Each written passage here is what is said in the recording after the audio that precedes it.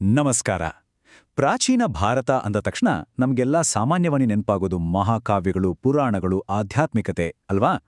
ಆದರೆ ಇದರ ಜೊತೆಗೆ ವಿಜ್ಞಾನ ಮತ್ತು ತಂತ್ರಜ್ಞಾನದಲ್ಲಿ ನಮ್ಮ ಪೂರ್ವಜರು ಮಾಡಿದ ಸಾಧನೆಗಳ ಒಂದು ಅದ್ಭುತ ಪರಂಪರೆಯೇ ಇದೆ. ಬನ್ನಿ, ಇವತ್ತು ನಾವು ಆ ಕತೆಗಳ ಆಚೆಗಿರೋ ಸಾಕ್ಷಿ ಸಮೇತ ಇರುವ ವೈಜ್ಞಾನಿಕ ಜಗತ್ತಿನೊಳಗೆ ಹೋಗ್ಬರೋಣ. ಇಲ್ಲೊಂದು ಬಹಳ ಮುಖ್ಯವಾದ ಪ್ರಶ್ನೆ ಬರುತ್ತೆ. ಈ ಸಾಧನೆಗಳ ಬಗ್ಗೆ ಕೇಳಿಬರುವ ಮಾತುಗಳೆಲ್ಲ ಕೇವಲ ಕಟ್ಟುಕಥೆಗಳಾ? ಅಥವಾ ಇದಕ್ಕೇನಾದ್ರೂ ವೈಜ್ಞಾನಿಕ, ಐತಿಹಾಸಿಕ ಆಧಾರ ಇದೆಯಾ? ಈ ಪ್ರಶ್ನೆಗೆ ಉತ್ತರ ಹುಡುಕೋದೆ ಇವತ್ತಿನ ನಮ್ಮ ಈ ವಿಶ್ಲೇಷಣೆಯ ಗುರಿ. ಉತ್ತರ ಏನು ಗೊತ್ತಾ? ಖಂಡಿತವಾಗಿಯೂ ಇವೆಲ್ಲ ಕೇವಲ ಕಥೆಗಳಲ್ಲ. ನಮ್ಮ ಪೂರ್ವಜರ ಜ್ಞಾನ ಮತ್ತು ಅವರ ಸಾಧನೆಗಳಿಗೆ ತುಂಬಾನೇ ಸ್ಪಷ್ಟವಾದ, ಗಟ್ಟಿಯಾದ ಸಾಕ್ಷ್ಯಾಧಾರಗಳಿವೆ. ಇವು ಯಾವುದೋ ಊಹೆ ಮೇಲೆ ನಿಂತಿಲ್ಲ, ಬದಲಾಗಿ ಗಟ್ಟಿ ಪುರಾವೆಗಳ ಮೇಲೆ ನಿಂತಿವೆ. ಹಾಗಾದ್ರೆ ಈ ಸಾಕ್ಷಿಗಳೆಲ್ಲ ಎಲ್ಲಿಂದ ಸಿಗುತ್ತೆ? ಮುಖ್ಯವಾಗಿ 3 ಕಡೆಯಿಂದ. ಒಂದು, ಭೂಮಿ ಅಗೆದಾಗ ಸಿಕ್ಕಿರೋ ಪುರಾತತ್ವ ಅವಶೇಷಗಳು. 2, ಕಲ್ಲು ಮತ್ತು ಲೋಹಗಳ ಮೇಲೆ ಕೆತ್ತಿರೋ ಶಾಸನಗಳು. ಮತ್ತು 3ನೇದು, ನಮ್ಮ ಹಿರಿಯರು ಬರೆದಿಟ್ಟಿರೋ ಪ್ರಾಚೀನ ಗ್ರಂಥಗಳು. ಇವುಗಳ ಆಧಾರದ ಮೇಲೆಯೇ ಇತಿಹಾಸಕಾರರು ಆ ಕಾಲದ ಚಿತ್ರಣವನ್ನ ನಮ್ಗೆ ಕೊಡ್ತಾರೆ. ಸರಿ, ಹಾಗಿದ್ರೆ ನಮ್ಮ ಪಯಣವನ್ನ ಸಿಂಧೂ ಕಣಿವೆ ನಾಗರಿಕತೆಯಿಂದ ಶುರು ಮಾಡೋಣ. ಯಾಕಂದ್ರೆ ಇದು ಪ್ರಾಚೀನ ಭಾರತದ ಇಂಜಿನಿಯರಿಂಗ್ ಕೌಶಲ್ಯಕ್ಕೆ ಸಿಕ್ಕಿರುವೊಂದು ಬೆಸ್ಟ್ ಎಕ್ಸಾಂಪಲ್. ಹರಪ್ಪ ಮತ್ತು ಮೊಹೆಂಜೊದಾರೋ ನಗರಗಳನ್ನ ಒಮ್ಮೆ ಕಲ್ಪಿಸ್ಕೊಳ್ಳಿ. ಅಲ್ಲಿ ಎಷ್ಟು ವ್ಯವಸ್ಥಿತವಾದ ರಸ್ತೆಗಳಿದ್ವು, ಮುಚ್ಚಿದ ಒಳಚರಂಡಿ ವ್ಯವಸ್ಥೆ ಇತ್ತು. ಅಷ್ಟೇ ಯಾಕೆ, ಇಡೀ ನಗರದಲ್ಲಿ ಬಳಸಿದ ಇಟ್ಟಿಗೆಗಳೆಲ್ಲ ಒಂದೇ ಅಳತೆಯವು. ಇವತ್ತಿನ ಮಾಡರ್ನ್ ಸಿಟಿ ಪ್ಲಾನಿಂಗಿಗೆ ಸವಾಲ್ ಹಾಕುವಂಥ ವ್ಯವಸ್ಥೆ ಅದು. ಒಂದು ಕ್ಷಣ ಯೋಚನೆ ಮಾಡಿ ನೋಡಿ. ನಾವು ಮಾತಾಡ್ತಿರೋದು ಇವತ್ತಿನ ಟೆಕ್ನಾಲಜಿ ಇಲ್ಲದ ಸುಮಾರು 4,500 ವರ್ಷಗಳ ಹಿಂದಿನ ಕಥೆ. ಆ ಕಾಲದಲ್ಲಿ ಇಂಥ ಅದ್ಭುತ ನಗರಗಳನ್ನ ಕಟ್ಟಿದ್ರು ಅನ್ನೋದೇ ಒಂದು ಎಂಜಿನಿಯರಿಂಗ್ ವಂಡರ್ ಅಲ್ವಾ?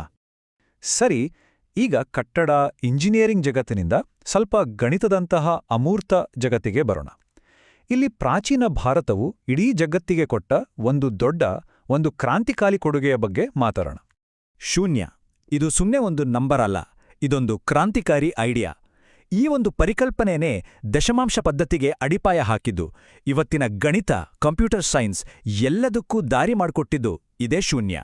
ಈ ಗಣಿತದ ಶಕ್ತಿ ಇದೆಯಲ್ಲ, ಇದನ್ನೇ ಬಳಸ್ಕೊಂಡು ಆರ್ಯಭಟರಂತಹ ಮಹಾನ್ ಖಗೋಳಶಾಸ್ತ್ರಜ್ಞರು ಆಕಾಶದ ರಹಸ್ಯಗಳನ್ನ, ಬ್ರಹ್ಮಾಂಡದ ರಹಸ್ಯಗಳನ್ನ ಭೇದಿಸೋಕೆ ಪ್ರಯತ್ನಪಟ್ರು. ಅವರ ಸಂಶೋಧನೆಗಳು ಆ ಕಾಲಕ್ಕೆ ಹೋಲಿಸಿದ್ರೆ 100 ವರ್ಷ ಮುಂದೆ ಇದ್ವು. ಉದಾಹರಣೆಗೆ, ಆರ್ಯಭಟರು ಏನ್ ಹೇಳಿದ್ರು ಗೊತ್ತಾ? ಭೂಮಿ ತನ್ನ ಅಕ್ಷದ ಮೇಲೆ ತಾನೇ ಸುತ್ತುತ್ತೆ ಮತ್ತು ಗ್ರಹಣಗಳು ರಾಹುಕೇತುಗಳಿಂದ ಆಗೋದಲ್ಲ, ಅದು ಸೂರ್ಯ, ಚಂದ್ರ, ಭೂಮಿ ಒಂದೇ ರೇಖೆಯಲ್ಲಿ ಬರೋದ್ರಿಂದ ಆಗುತ್ತೆ ಅಂತ ವೈಜ್ಞಾನಿಕ ಕಾರಣ ಕೊಟ್ರು. ಆ ಕಾಲದಲ್ಲಿ ಇದು ಎಷ್ಟು ದೊಡ್ಡ ವಿಷಯ ಅಲ್ವಾ? ಗಣಿತ, ಖಗೋಳಶಾಸ್ತ್ರದಿಂದ ಈಗ ನಮ್ಮ ಪಯಣ ವೈದ್ಯಕೀಯ ಕ್ಷೇತ್ರದ ಕಡೆಗೆ. ಇಲ್ಲಿ ನಾವು ಶಸ್ತ್ರಚಿಕಿತ್ಸೆಯ ಪಿತಾಮಹ ಅಂತಾನೆ ಪ್ರಸಿದ್ಧರಾಗಿರೋ ಸುಶ್ರುತರ ಬಗ್ಗೆ ಮಾತಾಡಲೇಬೇಕು. ಸುಶ್ರುತರು ಬರೆದ ಸುಶ್ರುತ ಸಂಹಿತೆ ಅನ್ನೋದಿದೆಯಲ್ಲ, ಅದೊಂದು ರೀತಿ ಸರ್ಜರಿಯ ವಿಶ್ವಕೋಶ ಇದ್ದಾಗೆ. ಅದರಲ್ಲಿ 100 ಬಗೆಯ ಸರ್ಜಿಕಲ್ ಉಪಕರಣಗಳು ಮತ್ತು ತುಂಬಾನೇ ಕಷ್ಟಕರವಾದ ಆಪರೇಷನ್ಗಳನ್ನ ಹೇಗೆ ಮಾಡಬೇಕು ಅಂತ ವಿವರವಾಗಿ ಬರೆದಿಡಲಾಗಿದೆ. ಉದಾಹರಣೆಗೆ, ಇವತ್ತು ನಾವು ಪ್ಲಾಸ್ಟಿಕ್ ಸರ್ಜರಿ ಬಗ್ಗೆ ಮಾತಾಡ್ತೀವಿ. ಆದರೆ ಸಾವಿರಾರು ವರ್ಷಗಳ ಹಿಂದೆಯೇ ರೈನೋಪ್ಲಾಸ್ಟಿ ಅಂದ್ರೆ ಮೂಗಿನ ಮರುಜೋಡಣೆಯ ಸರ್ಜರಿಯನ್ನ ಹೇಗೆ ಮಾಡಬೇಕು ಅಂತ ಹಂತವಾಗಿ ಈ ಗ್ರಂಥದಲ್ಲಿ ವಿವರಿಸಲಾಗಿದೆ. ಇದು ಅವರ ವೈದ್ಯಕೀಯ ಜ್ಞಾನದ ಆಳವನ್ನ ತೋರಿಸುತ್ತೆ. ಸರಿ, ಮುಂದೆ ನಾವು ನೋಡಕ್ ಹೊರಟಿರೋದು ಇಂದಿಗೂ ನಮ್ಮ ಕಣ್ಮುಂದೆ ನಿಂತಿರೋ ಒಂದು ಜೀವಂತ ಸಾಕ್ಷಿ. ಪ್ರಾಚೀನ ಭಾರತದ ಮೆಟಲರ್ಜಿ ಅಂದ್ರೆ ಲೋಹಶಾಸ್ತ್ರದ ಜ್ಞಾನಕ್ಕೆ ಇದೊಂದು ಅದ್ಭುತ ಉದಾಹರಣೆ. ದೆಹಲಿಯಲ್ಲಿರೋ ಈ ಕಬ್ಬಿಣದ ಸ್ತಂಭವನ್ನ ನೋಡಿ. ಇದರ ವಿಶೇಷತೆ ಏನ್ಗುತ್ತಾ? ಇದಕ್ಕೆ 1600 ವರ್ಷಗಳಿಗಿಂತ ಹೆಚ್ಚು ವಯಸ್ಸು. ಆದ್ರೂ ಇವತ್ತಿನವರೆಗೂ ಒಂದು ಚೂರು ತುಕ್ಕು ಹಿಡಿದಿಲ್ಲ, ಒಂದು ಚೂರು ಕೂಡ ಇಲ್ಲ. ಇದು ಹೇಗೆ ಸಾಧ್ಯ? ಹೌದು, ನೀವು ಕೇಳಿದ್ದು ಸರಿನೇ. 1600 ವರ್ಷಗಳು.